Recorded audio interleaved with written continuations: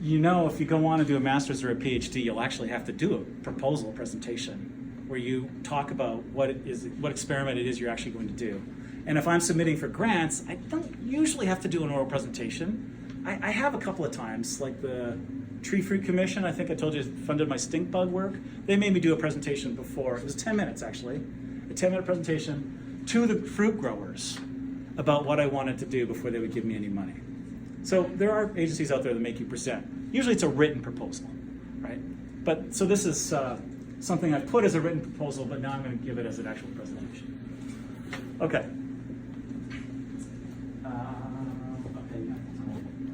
You just use the clock, whatever works. So, okay. So I don't know if I can do this in 10 minutes or not, but I'm going to try. Okay, so my presentation is on antifreeze proteins in the freeze-tolerant salamander, Salamandrella keysterlingi, which is a salamander in the family Hinobiidae. The freeze-tolerant in there refers to the fact that it is one of the amphibians that actually survives freezing of its body tissues. This may be something you're not familiar with. It's not very common. There are about a dozen species we've discovered now that don't overwinter in the bottom of a pond or the bottom of a lake. Instead, they just go into the forest floor, crawl under the dead leaves, and because they're not very well protected there, they freeze. And they freeze solid. Their heart stops, there's no breathing, there's no heart rate, no circulation, no nervous system, no brain activity. They're basically dead, depending on how you define dead. I like to call them potentially alive, because when they thaw out, they recover and they revive. Their heart starts again, they start to breathe, their nervous system starts twitching, and they start moving around. In this state, they can survive about 70% of their body water being frozen. So if you look at a frozen frog, like this wood frog right here, it's solid, it's frozen solid. And then they thaw out and revive, which is absolutely amazing. So here's another picture of a frozen frog in nature with a little tag on it. It's part of a study that I did. To do this, they produce glucose, massive amounts of glucose. So you look at the glucose concentration as the frog freezes. This is when freezing was initiated. The glucose accumulates in the frog. It comes from glycogen stores in the liver, which decline at about the same time because they're breaking down the glycogen to make glucose. Massive amounts of glucose. This is about 100 times what would kill a human. So it's really, really super high concentration of sugar. That prevents the cells from dehydrating and protects them from ice damage. When this happens, as soon as they start to freeze, their heart speeds up, tachycardia. Their heart starts to beat faster to help spread that glucose throughout the tissues and therefore protect all of the tissues of the body. Okay, so those are frogs so far. What about the Siberian salamander? So the Siberian salamander does indeed live in Siberia. It's about 8 centimeters long, a little bit longer.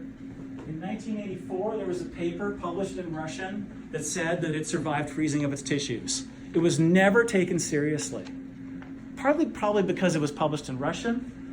We've since translated it and looked at the details, and I've spoken to one of the authors and tried to figure out exactly what they did. And their methods were a little bit different than we usually use. So we repeated the experiments and froze them to various temperatures. Oh, the computer's cutting off my x-axis here. These are different temperatures. This is 0 degrees, so this is before ice forms. This is -2.5. I think this is -5. So if we look at different temperatures, we see that there is an increase in glucose in the liver and the muscle and in the skin, and also another compound that is protective is called glycerol. So glycerol is also produced in really high concentrations that protects the cells from freezing damage. So there's ice in the body, but the cells themselves are not frozen. It's extracellular ice. And if you look at the total amount of ice in the body, you can compare it to other species. So these guys are all frogs, because mostly the freeze-tolerant amphibians are frogs.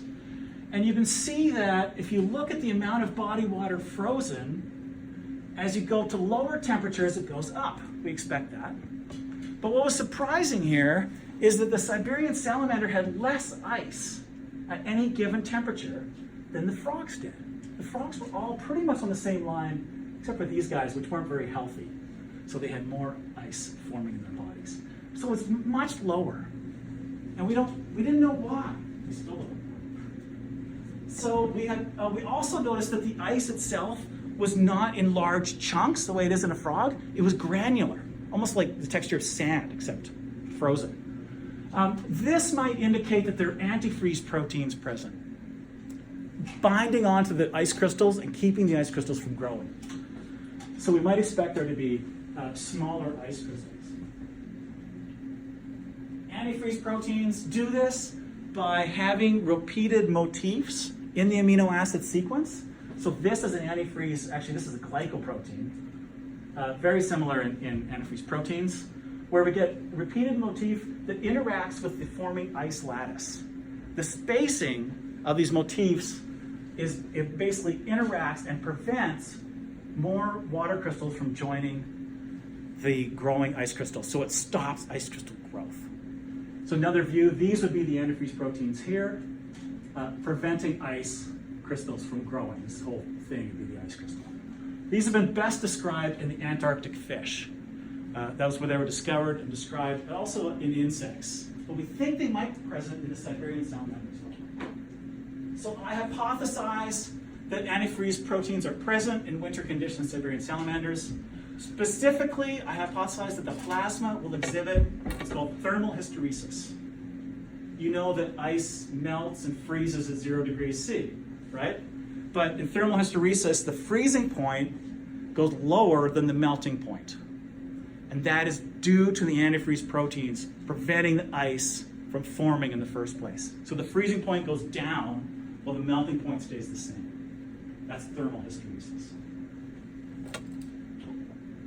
So what are we going to do? We are going to go to Siberia, where the Siberian salamander lives. I know you're shocked. That's where it's found. The nameless Siberian salamander. This is where I've collected them in the past. It's Yekaterinburg, which is a city in the Ural Mountains. We're going to raise them up in an outdoor enclosure in a cold environment. This was actually initially done in Copenhagen, but we can do it here too. We're going to extract blood from the salamanders after they are humanely euthanized, which means killed. We're going to separate the plasma by centrifugation, and we're going to look for thermal hysteresis in this really cool piece of equipment called the Clifton nanoliter osmometer. Let me tell you about how this works. It has a little tiny cooling block under a microscope, and then it has a control unit that regulates the temperature of the cooling block.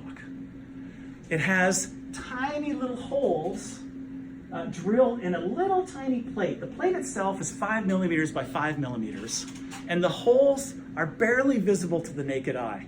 So you need to look at it under a microscope, and this is what you see. These holes are filled with oil, and you can control the temperature using the box. So basically what we do is we take a tiny bit of plasma, a nanoliter sample, and inject it using a specialized syringe into the oil drop.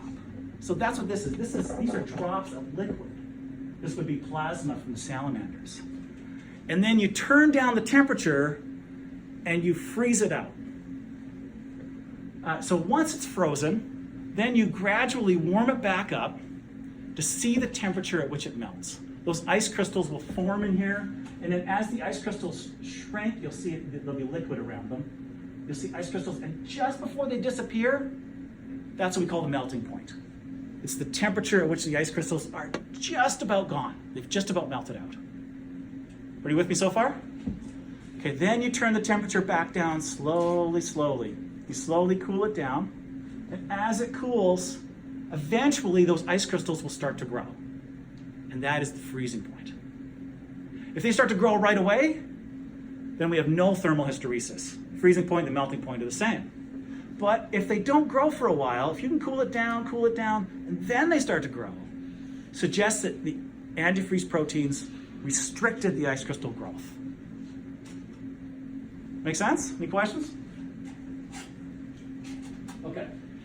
So, my expected result, I think we're going to see thermohysteresis at about 5 degrees C, where a difference between the melting point's about negative 0.7 degrees C, and I think we're going to see thermohysteresis down to about minus 5.7 freezing point, so that much lower, because that's what we've seen in other studies of vertebrates like the Antarctic fishes and also some insects.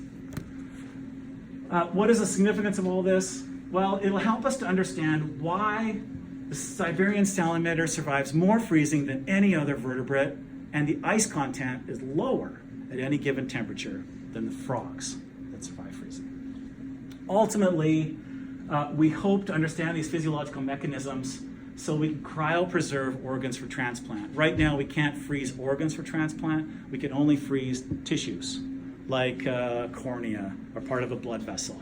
We can't freeze a whole organ. We just have to refrigerate those and get them into the recipient as soon as possible. And that is the end. Are there any questions? Yeah.